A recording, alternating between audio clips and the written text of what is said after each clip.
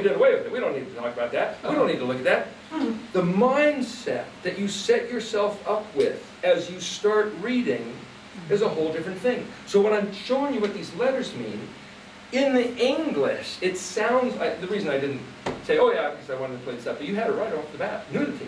That's what it says, nudity. You said what? And the first day we saw this, you know, me and some friends were working on the house, and we were talking about these different words, and I saw this, and it's like, wow, that's surprising. And so one of the things I try to tell people, when you see Hebrew and you study things and you find something, you go, wow, now how do you explain it? I'm going to have to take an hour to sit there and describe all this stuff, to describe how surprising finding one word is. But once you see it, all of a sudden it's like opens the doors. It opens the door to understanding really what's going on with this covenant. And then you go back to this picture, and you realize, well, the mem is actually a womb. And the zakar is actually this seed planting tool that he implants his seed into the womb, which is Yeshua, which grows into, and it's like it goes on and on and on. Because like the 50th, you know, that which sprouts out of. And so when's he coming back? What's he going to come? What is the sword out of his mouth? And suddenly you start thinking of all these different things. And you think, gosh, there must be something in the color, there must be something in the emerald rainbow, there must be something. And then you say, well, what are the mystery of the 7 stars? If you look closely at the book of Revelation, it never tells you what the mystery of the 7 stars is. Well, so you look at the Red Dictionary and say, what's the word for stars? Kav. Kaf Vav, Kaf Bet. Well, Kaf, I think it's Kaf Bet or Kaf Vav Bet is a fire extinguisher, a fireman. What does a star have to do with a fire extinguisher? Well, he's holding the mystery of the 7 stars. Now he's talking about the 7 candelabra, as it says, or the menorah, or the arms of the menorah. And he says, I'm telling each one of you, if you don't do what I say and overcome, I'm going to break you off and throw you into the fire. I'm going to extinguish your light. The word star means like a fire extinguisher. Kaf, Kaf, Bet. What's he trying to say? Well, if the word literally is like a fire extinguisher, or resembling a fire extinguisher, what's the mystery of the 7 stars? I can place you like the menorah. I can put you in your position. I can set you up like the houses of the sun in the day and the moon at the night and the 12 constellations, like the statue of Daniel 12. He decreed Babylon, Media, Persia, Greece, Rome. Where's Israel? Israel's not around until Israel comes back to the covenant, in which case all they have to do is start doing what he said, Aleph, Bet, Nun, doing the things that are in the Aleph, Bet, and boom, it hits the regal, the regulations of the regal regulation, regulated authority, and it falls down, turns to dust. We talked about this the other day, right? Being redundant. The point is, if that falls over, turns to dust, in the ebon stone, turns into a mountain that fills the whole kingdom, where's the tribulation? Where's the beast and the Antichrist? How do we know that they were right telling us about that? But if we say, okay, we're done for the beast and the Antichrist, the tribulation, all right. Wait a minute, what did Yahweh say to Ezekiel? Son of man, speak my words. Speak life to these dry bones. Moshe, speak my words. Kuma Yahweh.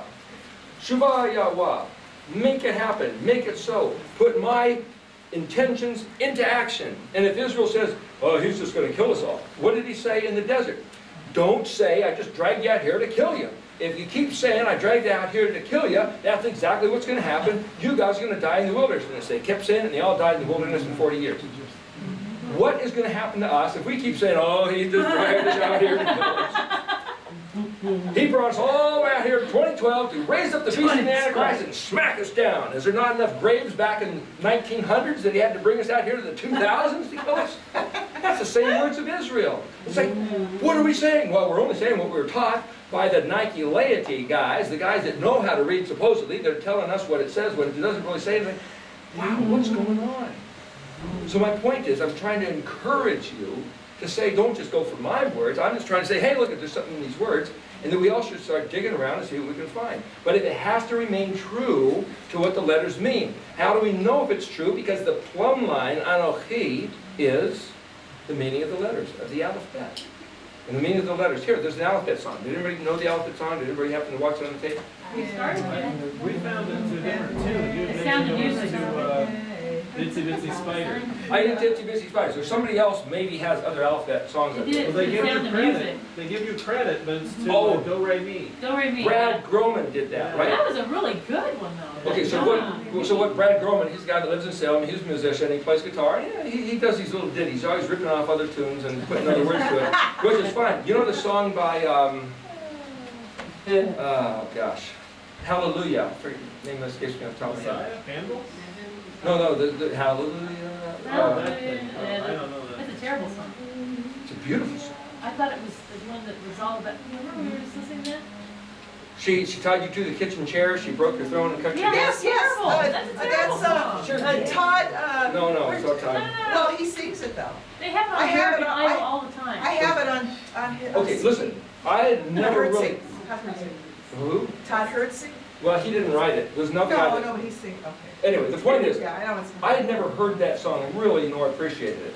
And my wife's from Australia, and her stepmother sent an album of these homeless people singing this song. And so somebody, in order to help the homeless people, let them sing and recorded it. This song just reaches right into your heart and crushes it. The passion that these people sing with. They're not polished singers, but they're singing with their heart. And if you listen to the lyrics of this song, everything they say is just like this horrible thing, and yet out of your mouth comes hallelujah. That's Yeah. true. Simple It's a hallelujah. beautiful But song. aren't they putting it down? Leonard I Cohen. love Leonard that Cohen. song. Leonard Cohen, that's it, yeah. You see this one version from these Fire Hard Knocks or something like that from Australia. Oh man, this is absolutely astounding, this song. He's like atheist. But I've seen those words, aren't those words though, aren't they like, isn't he like major atheist in that song? Because at first I it's don't know. hallelujah, we're singing, but if you actually look at the words indicate that it's kind of like an anti-Yahweh. I didn't get it that way. song. What the interesting thing, he says there's a secret chord that pleases the Lord, but you don't care much for music, do you? And he says something, all I've learned About about love. cutting the hair and something. the yeah. Yeah, that's like Samson, and Yeah, there's something that's about what I all I've Did all learned your about left love was is how to just like outdraw somebody, hallelujah? or how to shoot somebody who outdrew you. Yeah. But he's talking about the frustration in life, and that if nothing good can come out of it, that all you can do is say, hallelujah. And if the only words on your lips, no matter what is happening to you, is simply, hallelujah. That's all we've got. The point is, I believe that we, Israel, has been kept down by the liars, whether they did it on purpose, whether it was the devil, it was Yahweh. He kept us down for 2,730 years. It was the curse of It Israel. was the curse of Israel because we didn't want his stuff. We despised his stuff. We think, that's stinky, rotten, which we still hear those words today. It's not surprising. We still hear it today. But the point is, we don't have to perpetuate that. We can change it with our attitude. And if we say, well, I don't understand these things, how do you keep Shabbat? Start just by sitting down. Start by just not Sorry, working. just sitting there. Huh? Die. We could what? Dying. It's enough. Just stop. Just stop. On Shabbat, stop working. Raise up and sit down. You know, this one time, it was like Friday night was coming on. There's another question of when does the day start? But besides all that, that's a whole other discussion. Friday night was coming on, and my friend was with me, and it's like, I have to fix this last thing. I had the screw gun in my hand. He says, stop! It's like, but it's just this, stop! It's like, with a power tool yet.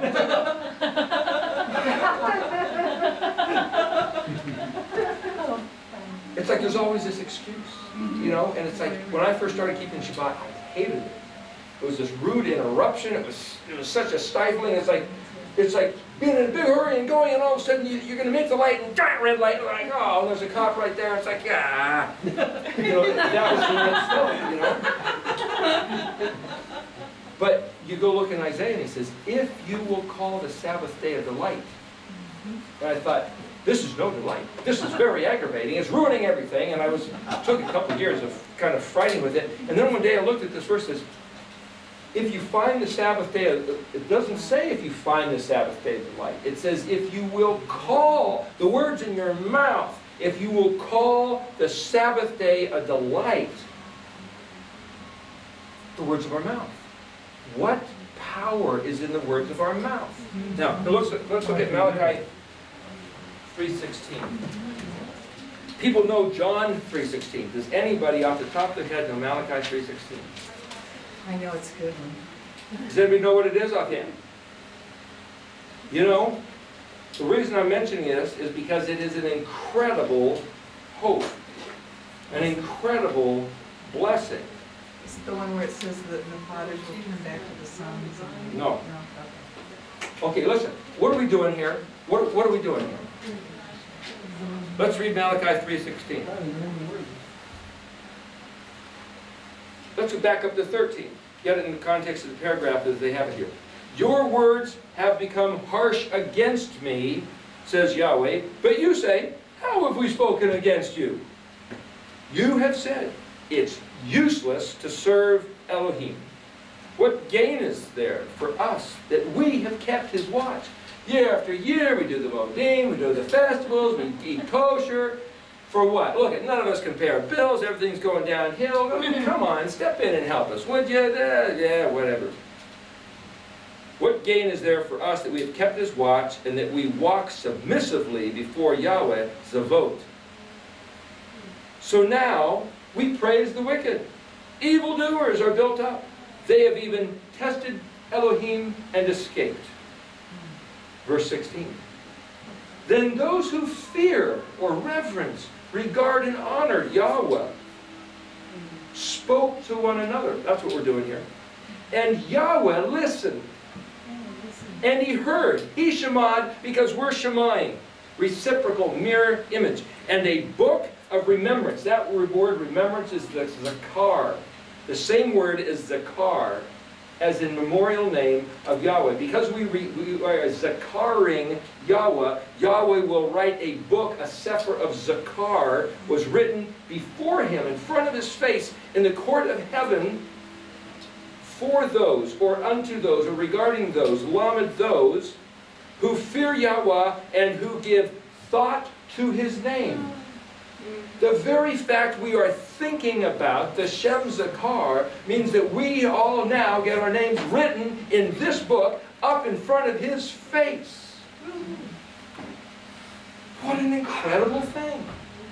And the Shem of Yahweh is not just Yod-Heh-Vav-Heh, it's the alphabet, as we've been talking about. Sit there and sing this little ditty, and you'll get your name written in heaven, as it were. Furthermore, he says,